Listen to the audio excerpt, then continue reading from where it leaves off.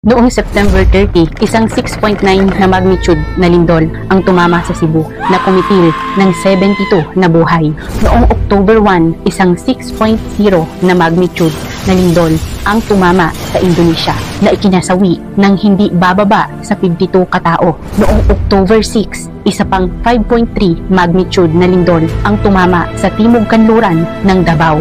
Nagbabala ang mga eksperto na ito ang palatandaan ng The Big One. Kapag dumating ang malalaking kalamidad, naisip mo ba sino ang poprotektahan ng Diyos? Sino ang haharap sa pagwasak? Sabi ng Diyos, siya ay mapagparaya at maawain sa mga bagay na mabait at maganda at mabuti. Sa mga bagay na masama, makasalanan at buktot, malalim ang kanyang puot sa paraang hindi siya tumitigil sa kanyang pagkapuot. Ito ang dalawang pangunahin at pinaka-kilalang aspeto ng disposisyon ng Diyos at higit pa rito na ibunyag ang mga ito ng Diyos mula sa simula hanggang katapusan sa ganang habag at malalim na puot. Ang Diyos ay nagbubuhos ng awa sa nakikita niyang matuwid at ang kanyang galit ay nag-aapoy laban sa mga lumalaban sa kanya. Gaya sa lungsod ng Sodoma, naging napakabuktot, sakim at tiwali ang mga tao.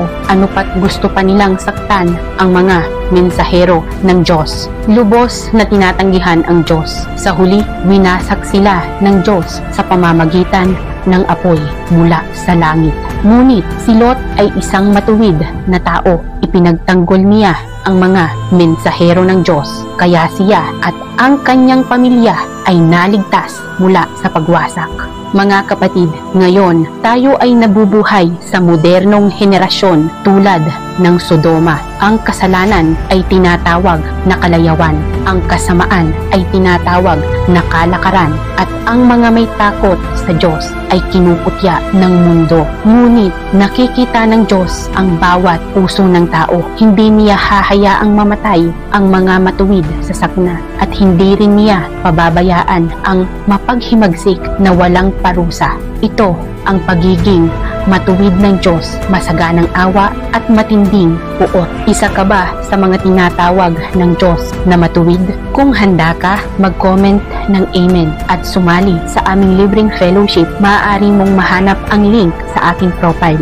Sama-sama nating pag-aralan ang mga salita ng Diyos at maging mga taong sinasang-ayunan niya. Naway pagpalain at protektahan ka ng Diyos at ang iyong pamilya.